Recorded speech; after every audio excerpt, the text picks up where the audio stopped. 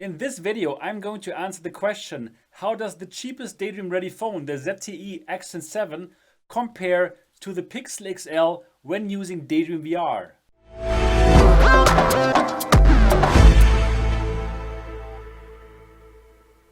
Hi and welcome to this video, which is part of the Q&A series where I answer your questions concerning Daydream VR. My name is Sebastian and this channel is called Daydream District, bringing you the latest and greatest of Daydream VR. So if this is your first time here and you would like to stay up to date about anything Daydream VR, consider to subscribe. So from the very first day that I've been using Daydream, I've been using it with this Pixel XL. Well, it's a great phone. Unfortunately, it's a bit expensive. I had to pay €1,000 for it, which is around 1,050 US dollars, so not cheap. Actually, the most expensive phone that I ever purchased in my whole life. And it didn't matter because I wanted Daydream from day one. And of course, this phone delivered. The only problem is that it did overheat quite fast. And well, I have to give this phone back to Google because I did have some problems with the overheating and now it's a bit sluggish, so I do give back this device to Google and hope I will get a better one. Anyways, this video is about the Axon 7 and how does it compare to the Pixel XL. So I was so excited to learn that the Axon 7, ZTE's flagship device from last year, also supports Daydream VR, and that at a much lower price point. You can get this phone for $399 US unlocked from Amazon, for example. And for me, I picked this up used from Amazon for around 350 euros. So it's much cheaper than the Pixel. And well, in this video, I'm going to tell you how it performs in Daydream VR. I got this phone early this year only to find out that the Axon 7 in Germany was not updated to the latest Android version, so I couldn't use this phone with Daydream. However, just a week ago, Axon finally updated this phone worldwide and especially here in Europe. So finally, I could test the Axon 7 with Daydream, and well, I can tell you I was blown away. This phone works perfectly with Daydream and it works just as good as the Pixel XL, if not better. So for sure, you can find lots of reviews on YouTube about the Axon 7. So I only want to quickly go over the details before I tell you about the Daydream VR performance of this device. So the Axon 7 is a very beautiful phone. It is made from one piece of aluminum, has a 5.5-inch screen, which has a resolution of 1440 x 2560. So this phone, the Axon 7, has exactly the same high resolution like the Pixel XL. So when you're using it in Daydream VR mode, you will absolutely see no difference whatsoever between the ZTE Axon 7 and the Pixel XL.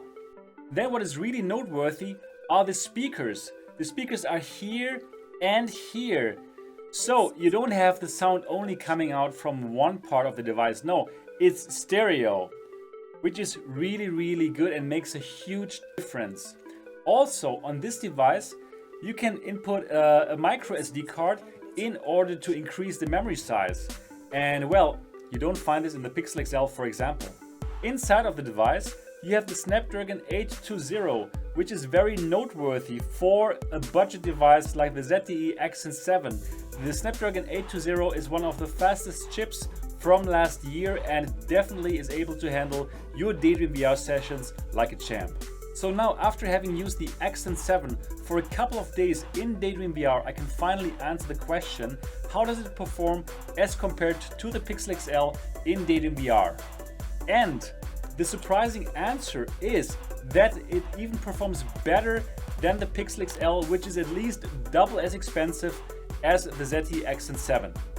I'm going to make another in-depth video comparison of the two devices, so these are only my first impressions and my first findings, but I want to tell you why I feel that this phone, the ZTE Axon 7, actually performs better in Daydream VR than the Pixel 2. So why does it do so? Well, first of all, the ZTE Axon 7 doesn't overheat as quickly as the Pixel XL.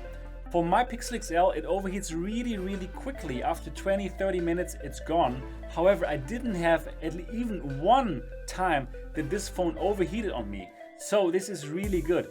Probably it's because The heat dissipation is better on this device since it's completely made of one piece of aluminum as compared to this, where you also have this glass part here. I don't know why, and actually I don't care. This works better and it doesn't overheat as quickly as the Pixel XL.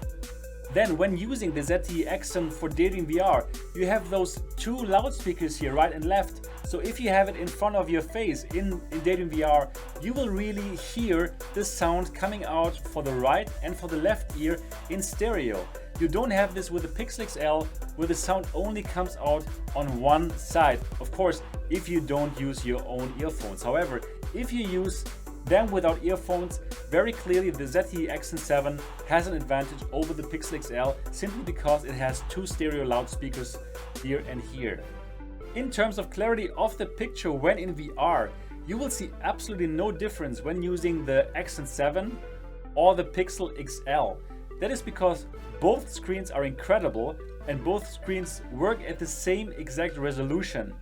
So if you are now using, like for example, the Pixel with a lower resolution, oh my goodness, go and get the ZTE Axon 7 now, because you will see a total big difference when using the Pixel with a lower resolution or the Axon 7 with the actually higher resolution, exactly like the Pixel XL. So if you wonder, is there a difference between the lower resolution Pixel and this ZTE Axon? Yes, there's a huge difference and it makes so much sense to upgrade. So if I had the choice between the Pixel XL and the Axon 7 for Daydream VR, I would go for the Axon 7 every single time, simply because it's much cheaper and the sound is better and it doesn't overheat as quickly as the Pixel XL, which in its own term is still an awesome phone, but simply for this price you cannot beat the Axon 7. As you can probably tell, I'm really excited about the Axon 7. This is an incredible phone at an unbelievable value. At only $399 is the cheapest Daydream-ready phone, and together with the Daydream View headset you can get high quality VR, mobile VR, home, wherever you are, for only together $450 US. So if you were thinking about getting into mobile VR, getting into Daydream VR, this is your best and cheapest option, and that's why I'm so excited about this phone. I'm definitely going to do an in-depth comparison between the Axon 7 and the Pixel XL later here on this channel, so stay tuned. However, you don't have to wait for this comparison if you would like to jump in Daydream VR. I can already now give my stamp of approval for the Axon 7 and Daydream VR. This is definitely my recommended device for using Daydream VR right now.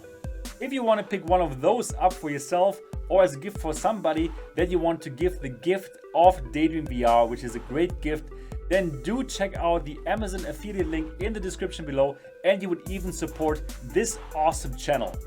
So that's it for this video and my first impressions of the Axon 7 for using Daydream VR. I hope you found this video useful. If yes, give it a thumbs up, and of course if you haven't subscribed to Daydream District yet, do so now. Keep on daydreaming and see you in the next video.